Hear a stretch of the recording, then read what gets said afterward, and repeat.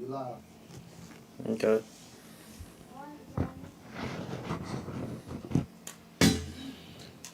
Are you doing the Zoom? Are you doing Zoom? Or should I do it? You're doing the Zoom on your phone? Or I'm doing it It's on on mine? Zoom. It's on Zoom from the camera up here. Oh, okay. Yeah. Do you know how many people on? I can't tell. Yeah, it's on.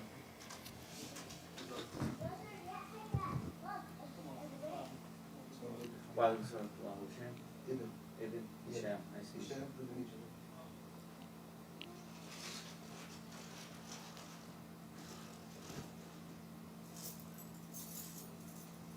You want to do Zoom? Huh? No.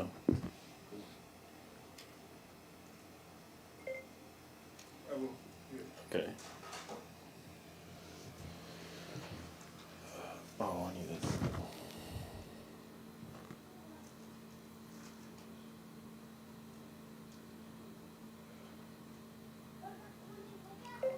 What you want to pull up the live stream on your phone? Yeah, I got it. From YouTube, you can tell how many people looking. I got the Zoom up. Zoom? The Zoom on my phone, yeah. No, on Zoom. Yeah, on YouTube. Yeah, it's on YouTube. Okay.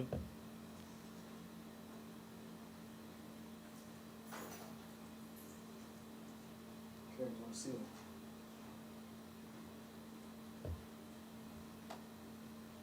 Am I in the way of the? Yeah. No, Mhm. I don't think it can see you. You don't want to be on international. Especially with a beard like this.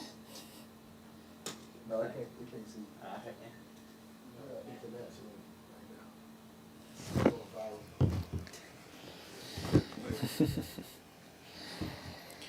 All right.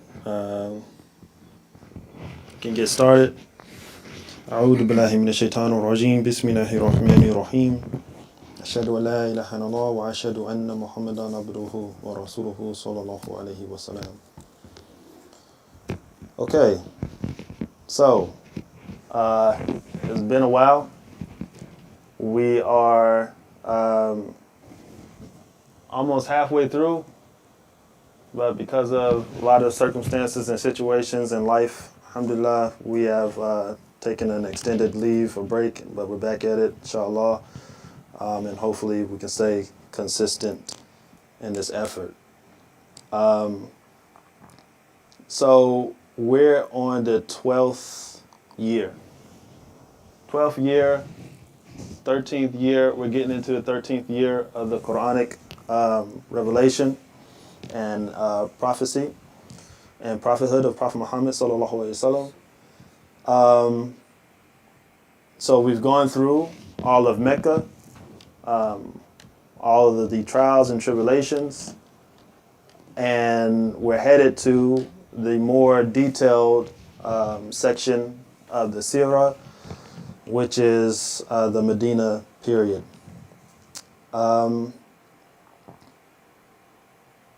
We start off in this year, we'll be discussing today the Great Hijrah, right? The Hijrah, the pilgrimage from the oppressed land to the land of opportunity. We start off. So before we get into the Hijrah, we need to go over again what was set up for the Prophet, peace and blessings be upon him, in Medina. And what's set up for him has a lot to do with the pledge of Aqaba. Right? They call the 12th year the year of Aqaba. The pledge of Aqaba. I mean, you remember what the pledge of Aqaba was? No, this was in Mecca. Mm-hmm. This was a treaty between the Quraysh and the Muslims that the boycott was in. No. No? That's the ban. The ban. The pledge of Aqaba is when the 12 tribesmen from Medina, from Yathrib, right, modern day Medina, but from Yathrib at the time, came to pledge allegiance to the Prophet, peace and blessings be upon him. Okay. Yes. They came in secret. Yes. Well, they didn't come necessarily in secret. They first came by just chance, by accident, and then the second time they came purposefully to pledge allegiance to the Prophet, 12 men. And then there was a second pledge around this time, right before Hijrah. And that consisted of 75 people, right? That's 3 years later or so of just dawah efforts in Medina with the Khazraj and the Aus tribes in Medina. And they came to make another pledge. The first pledge of Aqaba was called the Pledge of Women. So those 12 men, and it was called the Pledge of Women. Any guesses why is the Pledge of Women?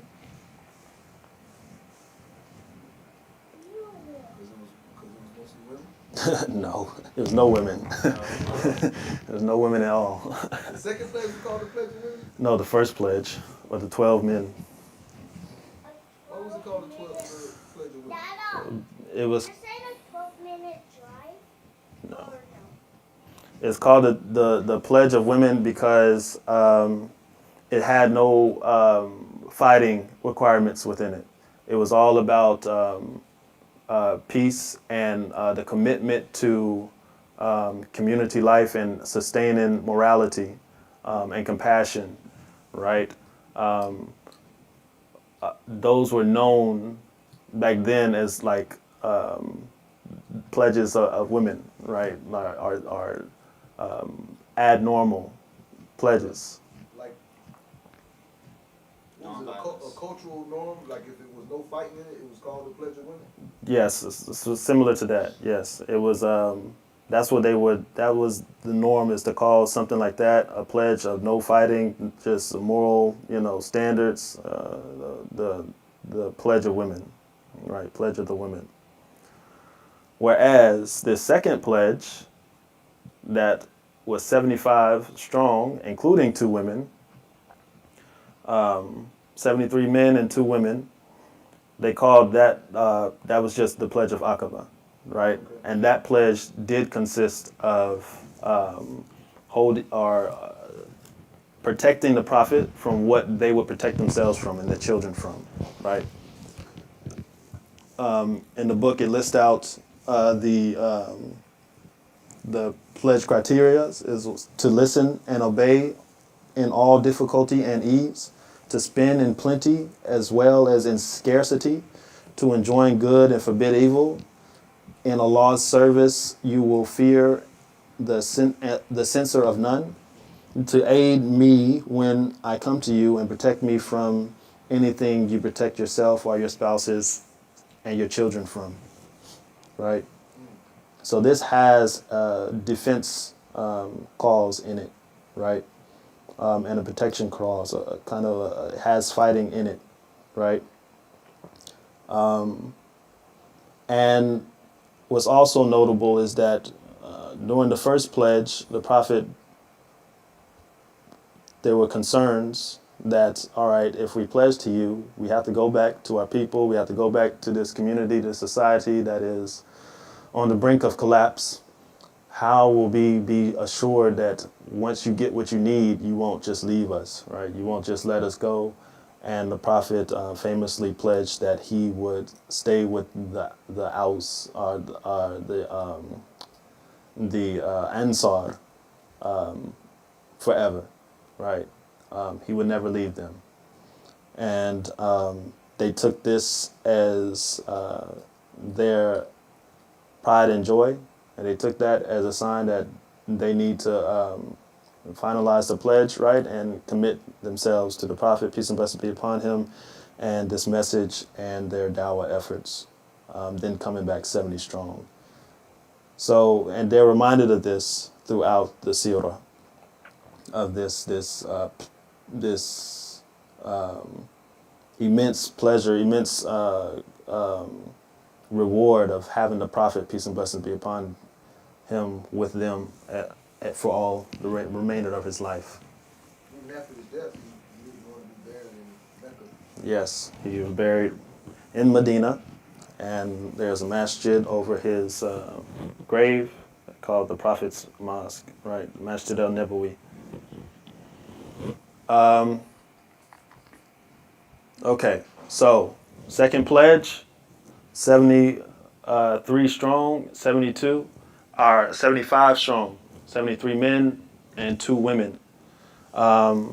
We don't know much about one of the women, but we do know that the other woman pledge, it was a verbal pledge. Others, the men had to shake on it or so, and then the women had a verbal pledge. But one of the women were 2 women. What did they mention the name? I don't think they mentioned the name in this book. But one of the women was very essential. She went to war in Badr and Uhud. She fought against Khalid ibn Walid, and she fought for Khalid ibn Walid. She fought till she was 60 years old, alhamdulillah. Even had her hand slain during war, I think with the Romans in the later years, mashallah. And she lived up to that pledge, and I'm sure the other companion Sahaba lived up to their pledge as well, as the 73 did also. And we can go into depth about those things when we go over women in the Prophet's time, inshallah. So the first to immigrate to Yathrib were a few. A few would secretly immigrate throughout the night, right? Nobody would do it throughout the day. Everybody would do it throughout the night. Times in this time and the environment is very hostile, right? And this is when we have the famous story of Umar ibn al-Khattab, right, come into play, where it really shows his strength, and while many feared him during this time, and many are in awe of him throughout history, where he does his hijrah publicly. He does it in the middle of the day. He goes straight to the Kaaba. He arms himself with everything he needs, and he goes straight to the Kaaba, and he makes his tawaf 7 times, and then he yells out to the people of Mecca. He says, "Oh, you people of Mecca, right? Whoever of you and men would like a mother to lose her son, or would like their children to become orphans, or their wife to become a widow, you can meet me in such and such place outside of Mecca, and stop me and try to stop me from going and performing my hijrah." Cold-blooded, right? Who said that? Omar ibn al-Khattab. And he was not ashamed of his religion. He was not ashamed of what he practiced, and he could back it up with his strength, and when nobody would challenge him.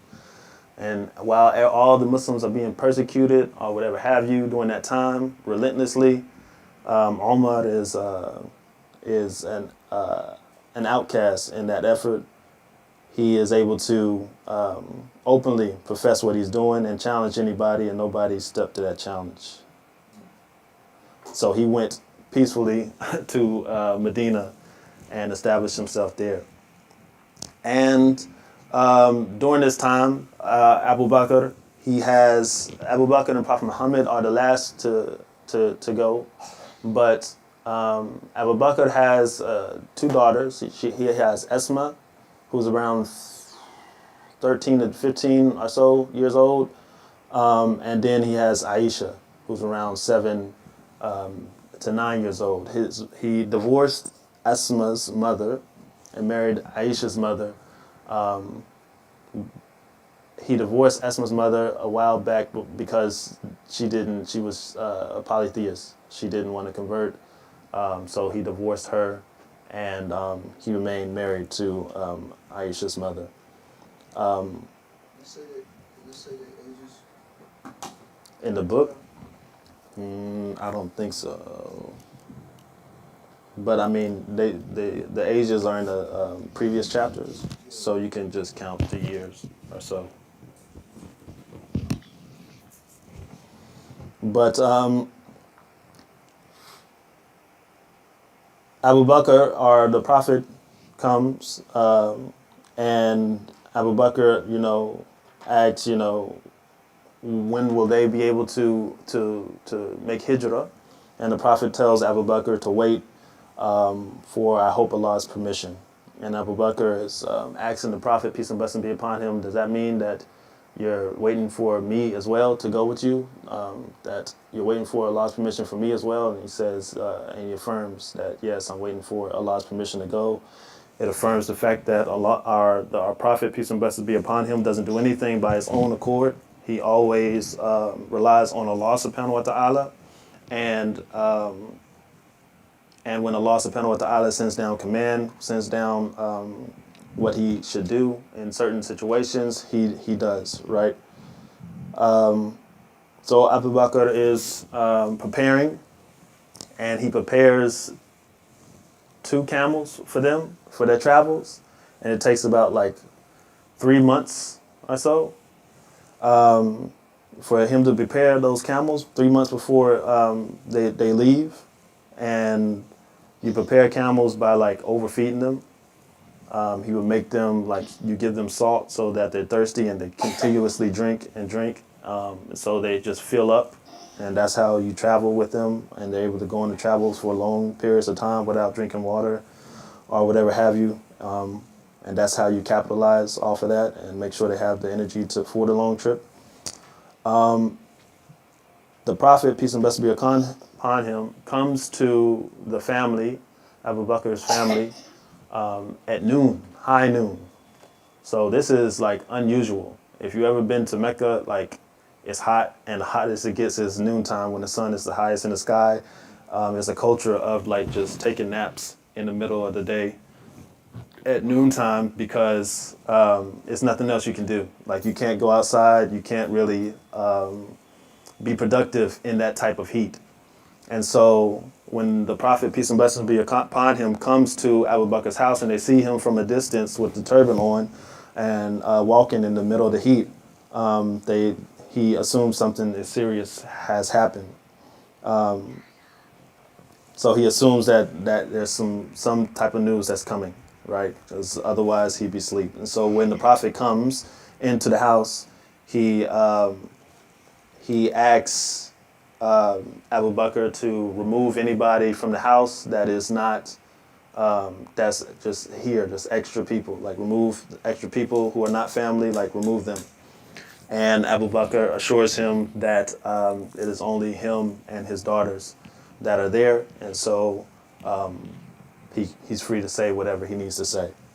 And the Prophet, peace and blessings be upon him, says that Allah subhanahu wa ta'ala has given me permission to migrate.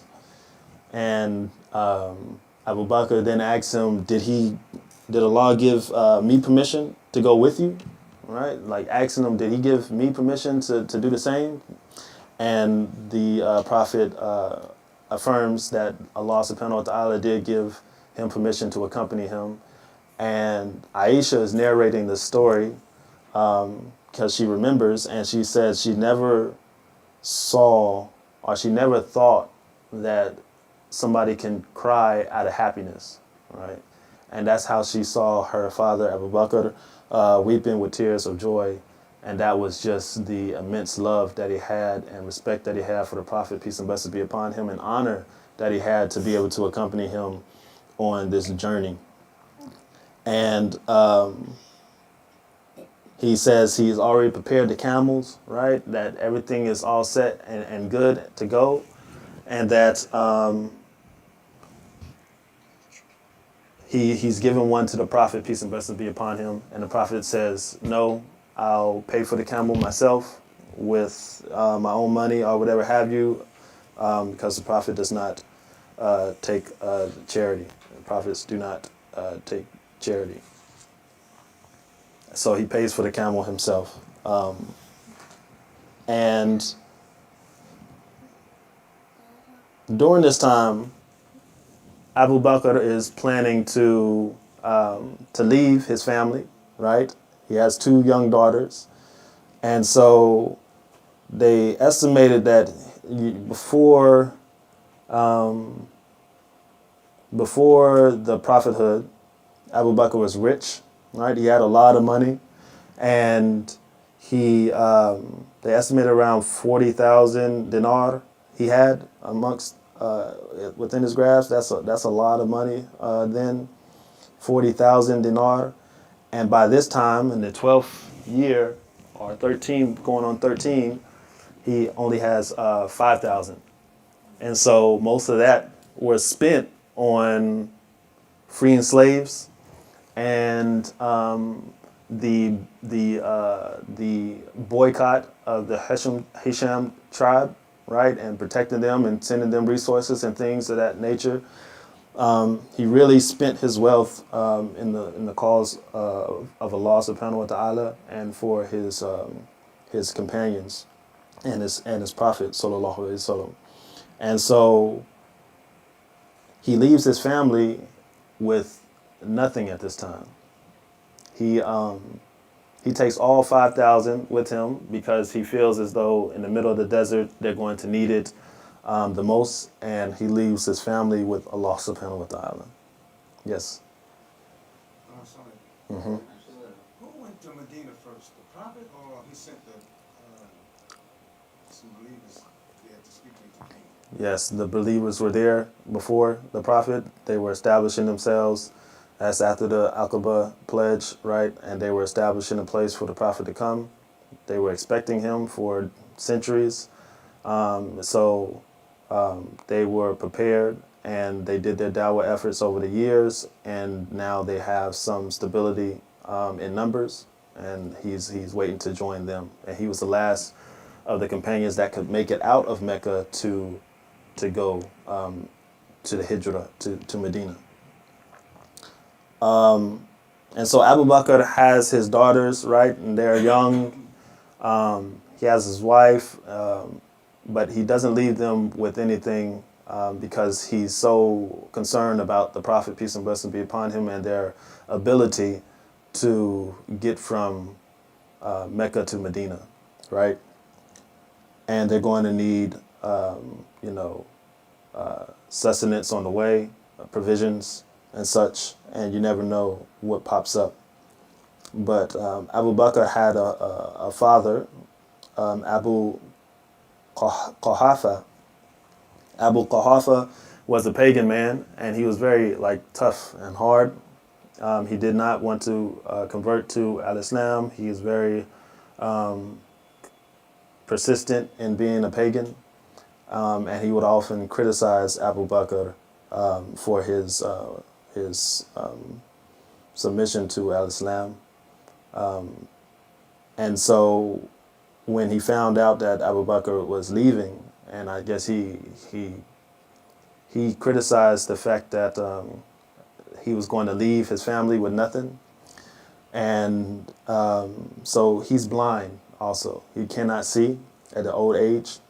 And so he comes into the house, and Asma is there, his daughter, his older daughter, and he's complaining about how he didn't leave them with anything, and he was going to go confront Abu Bakr. And then Asma, she gets some rocks, and she gets a bag and a pouch or whatever. She gets some rocks and she puts them in, and she gives them to her grandfather. She said, "No, look, he did leave us something, right? he left us something." And he held it. He's like, "Well, okay, if he left you this, then I guess it's fine." Right, and that kind of get him off of their tail, in a way, and she smoothed things over.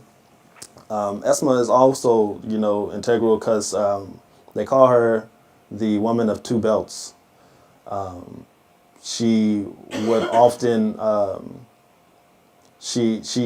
they didn't have anything to carry their belongings with that they needed, and so she ripped a piece of her clothing off, or a piece of something tied around, like a wrap around her clothing. She ripped it off, tore it in two, and used one for herself, and then used the other to tie their provisions for them, so that they can make that journey easily and not have to like carry everything one by one or whatever have you. They can carry it in a sack of sorts. So they didn't even have like that, right? And she's called the woman of two belts because of that honor that she's blessed with, or that she blessed them with. So when Abu Bakr and Prophet Muhammad, peace and blessings be upon him, leave, they leave in the night. They leave in the night, and like kind of towards the middle of the night. The Quraysh, they have a meeting. They have a secret meeting because they're like at their wits' end. They're at the tipping point where they want to, and they all feel like they have to just kill the Prophet, peace and blessings be upon him, to get rid of whatever it is that's going to happen. They even debate whether or not they want to just build a house and put him in the house and keep him in the house, right? Because it's so sacrilegious for them as tribal men to kill one of their own.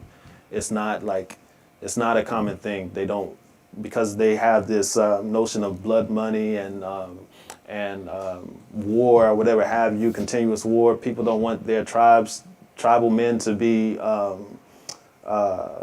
abused or oppressed. The Hisham tribe, Abu Lahab is a head of the Hisham tribe, Hisham tribe, and so they exclude him from the meeting. They exclude also Mut'im from the meeting, and Mut'im is one who was protecting the Prophet after he went to Taif, and he had no protection from anybody else, and he also is one of I think 5 or so who put forth the end to the boycott of the Muslim, of the Hisham tribe ban, right? And so they left these two out of the meeting just so that they, for their protection, really, in a way, because they would never be able to, even if they wanted it to happen, they wouldn't be able to go forth with it just out of pride, and that sheer pride and tribal, passion, right? And so they left them out of it. And they had their secret meeting, and they all come up with the fact that, all right, we're not going to put him in his house. They say that Shaitan was in the room somehow and influencing them, in which he suggests that they just kill him, they murder him, right? Because putting him in the house, his message is going to still reach from afar to anybody who wants to listen. And so their influence to then just take it upon themselves to just commit this crime, to kill him. And if they all do it together, then maybe they all won't, or maybe it'll be a collective effort, and so nobody can point the finger at one of the other tribes that did it, right? And maybe they save themselves from those tribal clashes. So they make this pledge. They're on their way to kill the Prophet, peace and blessings be upon him. And Allah subhanahu wa ta'ala makes it clear, actually Jibril comes and makes it clear that this is time to go. They're on their way to commit this crime. And the Prophet, peace and blessings be upon him, gets Ali, radiallahu anhu, his nephew, or his his future son-in-law, and his cousin. Yeah, his cousin. He gets Ali to take his place in bed and covers him so that they can deceive them as somebody that's sleeping there. And in the middle of the night, the Prophet, peace and blessings be upon him, walks out, and he is escorted past the Quraysh that are coming to kill him. And they did not notice that he walked past them. They didn't even see him. He walked straight past them, and he threw some sand, some dust in their face, right, or at them, as a sign of like, you're just so ignorant and foolish, right? You can't even see. And so he walks past them, and they're focused on the task at hand, right?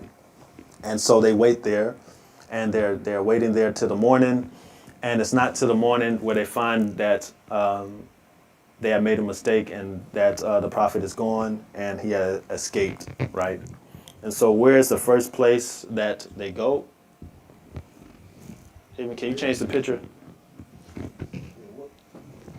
I sent you another picture. Yeah, this is the next one. Where's the journey lead them to? It's not Medina. The first place that they go is the cave of, or the mountain of,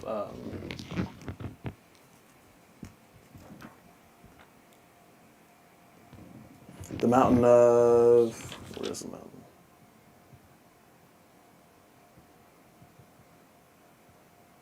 Ngari Thor.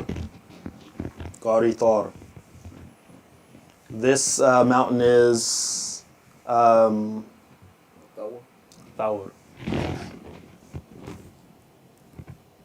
This is the exact opposite of Medina. It's a 3-day trip, or about 3 days and 3 nights, or no, go.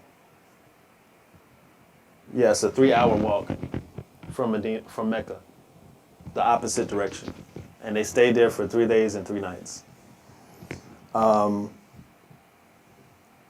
Is this where the cave was? This is where, yes, the cave that they are. It's not even really a cave, right? It's really like a crevice in the mountain. It's not really a cave, but that is where they stayed, and they hid out for 3 days and 3 nights.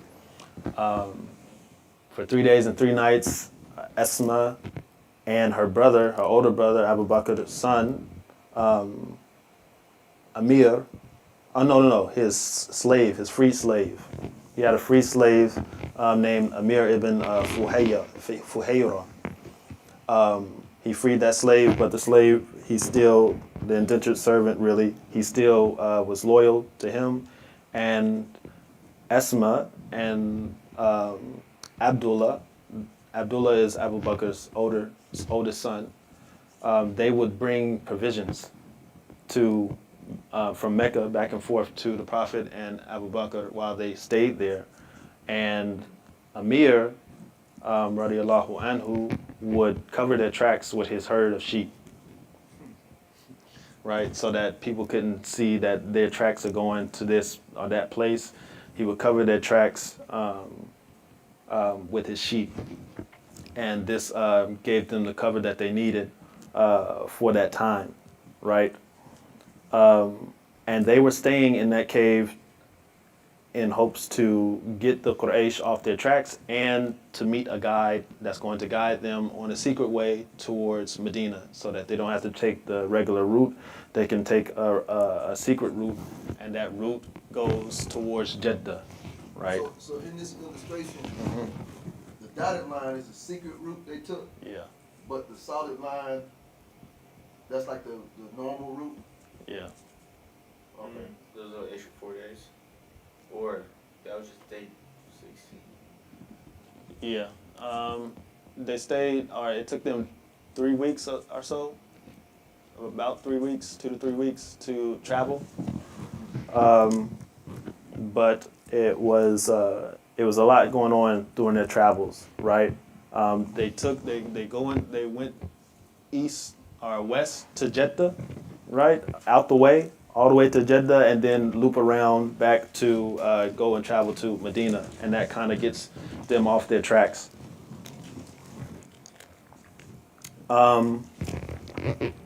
They get some pursuers, right? The Quraysh, they put out a bounty. They put out 100 camel bounty for the bodies, dead or alive, of the Prophet, peace and blessings be upon him, and whoever's with him, whoever's accompanying him.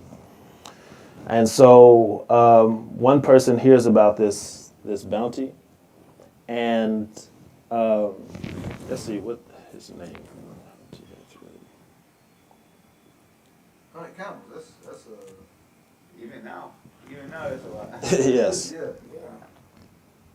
it was a fortune at that time. How That's much is a camel? About a few thousand? About 3,000? I don't know. I'm not gonna tell you. That's a lot of money. It's a wealth. It's an instant wealth of an offer. But they have pursuers, and one of the pursuers was a man who is known for his bounty hunting, and he found tracks, or he had a permanent, or not a premonition, but he had seen in a distance people traveling and travelers, and he automatically thought of that bounty, but he hid it. He kept it secret because he wanted the bounty for himself. Right? He wanted it all for himself out of greed. He kept it secret, so he didn't tell anybody else. He actually gave them an alibi. He said, "Oh, these are I know these people. They're just traveling. They're not the people that the bounty is for. They're just some travelers. I know them." But Right. Might have been them? But what? But it Might have wasn't. been them or It was them, but he said that he convinced them that it wasn't. He convinced all the others who would have joined him on the hunt and split the reward that it wasn't. Right? And so he just said that, oh, these are just some travelers, because there's rumors that they see these people, they're traveling or whatever. He just convinced them. So he went himself. He went himself on horseback, and he tried to get close and catch them. And a number of things transpired, right? He first, he gets close, and his horse just bucks and makes him, he throws him off. The horse throws him off, and he's like confused because this never happens, right? And so, yeah, he gets back on. He gets back on the horse, and he tries to get closer. He gets a little closer, and the horse does it again and throws him off. And now he's in a conundrum. He's like, all right, this is not normal. This is weird. He starts to draw lots, right? He starts to do some type of, pagan, stuff. Not gambling, but what? Not magic. It's just like chance, right? Like if I roll this, I have to, and you get this sign, then what's it called when you have the globe? Somebody has the globe, a fortune. Yeah, like fortune telling or whatever have you. And it's same as pulling lots and stuff like that. And so he does it, and he gets signs telling him like don't pursue. And then he ignores that sign and it goes anyway, right? And so he gets so close. He gets close enough to yell out and say, hey, I come in peace or whatever have you. And by then he's just so distraught. He doesn't really he knows that something is up. He knows that something's not normal. He knows that there's something special about this group. And so he comes to the prophet, and the prophet, he asks for like some provisions or whatever have you, something. And the prophet, peace and blessings be upon him, they agree to give him something, but he has to keep a secret. He has to keep the secret that they're there and cover their tracks more, right? And so wait, he found them yeah, and ended up asking them for help. Yes, because Probably chasing them for so long, and chasing them, and it's a combination of his experience. He spooked him out, right? That experience really spooked him and made him kind of like really aware of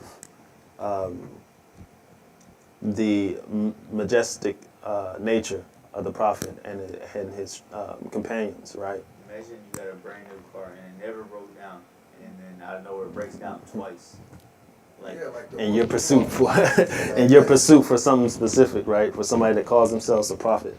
And he hears them, like he hears recitation because the prophet is reciting Quran throughout this experience. When he gets closer and closer, he's hearing this recitation. So, it enters his heart in some way, and he's conformed, and he goes back to Mecca, and he tells the Quraysh that the prophet is long gone and you're not going to find him or whatever have you. It's another instance where the prophet gets close It gets about like around here, close to Yathrib, and he passes a woman's house, and this is they're like strained for resources by then. He passes a woman's house, and the woman has some goats, and the goat is the woman has some goats, and the goat is barren, like it's dry. It's dry. It doesn't produce milk because there's just no resources there. There's not a lot of water. So the goats are skinny and they don't produce milk. So the prophet comes, peace and blessings be upon him, and Abu Bakr comes. They introduce themselves to the woman, and the prophet then goes and starts to recite Quran, and he goes and tries to milk the goat, and he's able to get a plentiful amount of milk out by the mercy and grace of Allah subhanahu wa ta'ala. And the woman is amazed. She is amazed. She says, how you do this? And they give her, they drink milk themselves, right? Provisions from what they've done. And then they give her a big jar filled of milk, right? And so then they go on their way, and she's just in awe, and she's aware, she knows that this is a special man that has something different. Even the way he carried himself and the manner and how he left them with something. Her husband comes later on, and she's describing who came or whatever have you, and he's thinking in his mind, oh, these are the people who had the bounty on their head. Where'd they go? But then she continues to describe who they are, and then she shows him the milk, and now he's just in awe. He's completely flipped and changed his mind, and now he's just astonished that they were able to even do this. The fact that they were able to get milk out of such a calf or a goat that they weren't able to get milk out of for like months, even years probably, and not to that quantity. He is very astounded, and he goes back and he tells the people this miracle that has happened for them, right? And so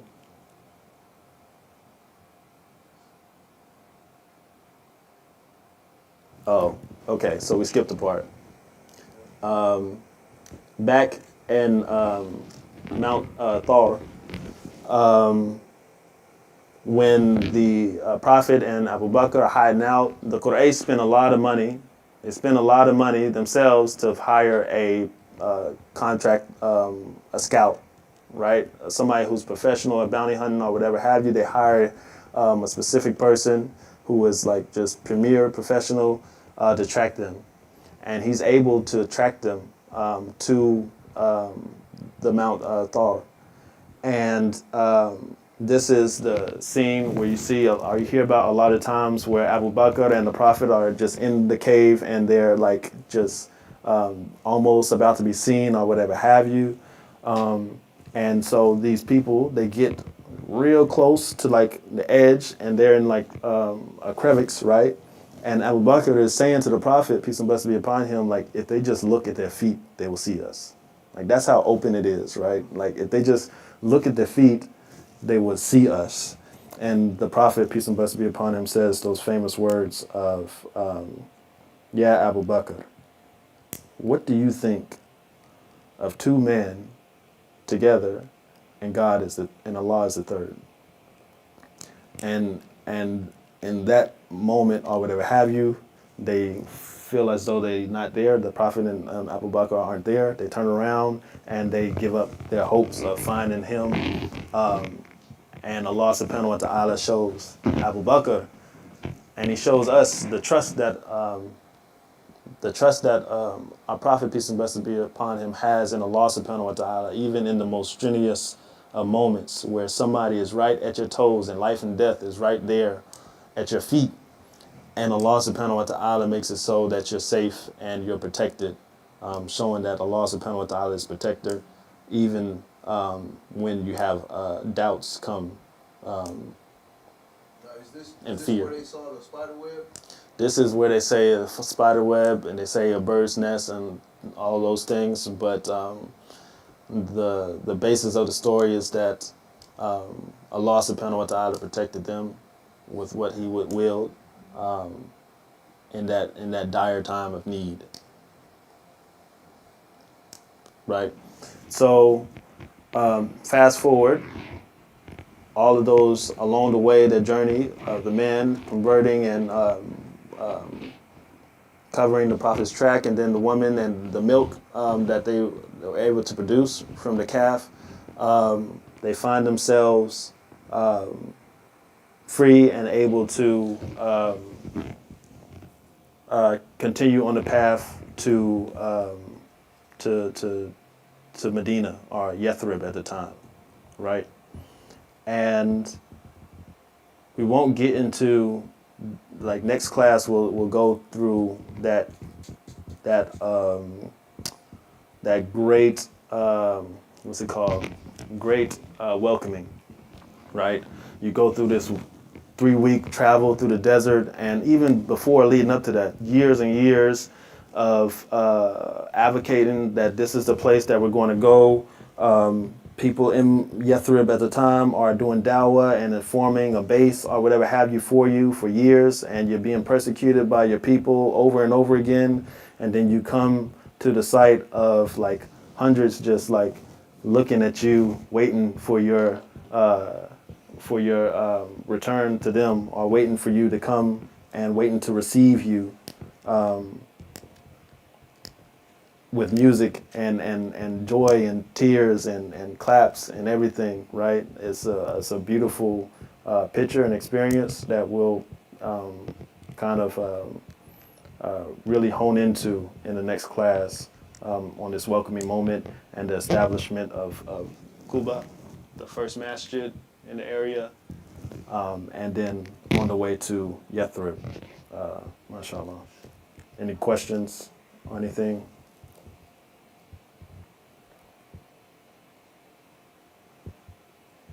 That's an exciting story. I mean, it's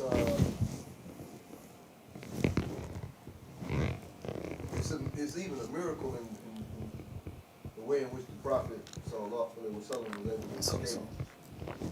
Because Yeah. I mean, the way the assassins was sent, that's almost like a foolproof type assassination. Like, you get, how many of them was it? Was it a dozen of them or a half dozen? Assassins? Yeah. I think it's about like 10 or so that went to the mountain Thar, and then No, to where Ali, right? Like, oh yeah, it was all of the heads of the Quraysh. Has to be about more than 8 or so. it seemed like a foolproof plan. Yeah. You know what I'm saying? Like, Hmm.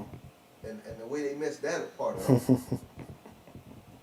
then you have the best trackers that they can find. Yeah, Now these they are can no find them. amateur people. Like, and Yeah. he was able to find them even when their tracks were erased, right? Yeah. Were there families already there in Medina? They were no. Abu Bakr's family stayed in Mecca, right? And he has family there. And so, the hope was that even if he does take all the money, they'll be able to, somebody's going to feed them. Like, nobody's going to let them starve or whatever have you. They're part of a They clan. wasn't Muslim. They were Muslim, like their daughters and things, and wife, but they're part of a clan, right? And there's no boycott during the time. So you don't, like, let your clan dissipate. He also had his father and his mother or whatever. They're not going to let their grandchildren go to waste. And his father's a pagan, and people respect his father because the elders or whatever have you, and so on and so forth. So there's many things that go into it, and then just trusting Allah subhanahu wa ta'ala that Allah has them. But the Prophet's family was, some were in Medina, but I think Ali came a little after. And you remember his wife, Khadija. Khadija had passed away. Had already passed away. Yes. So most of those who were in Medina at the time were called the Ansar, and that translates to the helpers, right? We have a lot going on with immigration right now, and Allah subhanahu wa ta'ala in the seerah shows how the levels of respect that was gained by just being a help to those who immigrated to you out of necessity, out of need, looking for asylum, like seeking help from being persecuted in their own lands, right? No matter what the cost. And these brothers and these sisters like took in people into their homes, split their homes up. They made sure they have connections, and everybody was taken care of. SubhanAllah. But we'll get into that when we get into the Medina times. It's a beautiful experience. But this travel, this hijrah, is one that really requires the trust in Allah Subhanahu wa Taala. Right? The Prophet didn't want to leave Mecca. He didn't want to leave his home, right? When he was said by Khadija's uncle, Waraka, that he would, his people would throw him out. He said, "What? My people going to throw me out?" Like, he could not fathom, leaving his people and leaving home, right? But Allah Subhanahu wa Taala commanded it so and made that command prevalent to him. And he didn't move until Allah subhanahu wa ta'ala gave him permission to move. And that's when there was no other talking that needed to be done. It was just either you stay here and die, or you move and you reform yourself and you gain stability and you come back stronger, right? Next time he enters Mecca, besides making Umrah or whatever have you, next time he enters Mecca, he comes to conquer, right? He comes with power. He comes to take over in the best way. And so Allah subhanahu wa ta'ala is really making it clear that we put our trust in him. And even in the bleakest of situations, even when we think there's no good that can come out or whatever have you, Allah subhanahu wa ta'ala's plan is going to prevail, right? This is a tough, Allah could have just said, all right, go to Medina and just walk to Medina, and whoever gets in your way will just take the angels to just slay them and cut off their heads or whatever have you, so nobody touch you. But he makes them go through all of these measures and efforts, right? So he establishes the fact that even the Prophet, peace and blessings be upon him, has to tie his camel and then put his trust in Allah subhanahu wa ta'ala, and Allah will make a way. So even the Prophet has to put forth action and struggle. What do we have to do? We think we live in America, man, and it can be very easy to be comfortable and convenient and just look the other way and sit down. The situation's not going to change. It's going to be some tough work that needs to be done for us to be able to receive that beauty and that success in Allah subhanahu wa ta'ala's plan that's already going to establish itself, whether with us or without us. But it's going to take some commitment and some stress, some struggle in order to see it through, inshallah. And it's going to take us tying our camel and trusting in Allah, sincere trust, right? Inshallah. Let's close out with prayer. ربنا آتنا في الدنيا حسنة وفي الآخرة حسنة وقنا عذاب النار. Oh Allah, grant us the best in this life and the best in the hereafter, and protect us from the punishment of the fire. Ameen.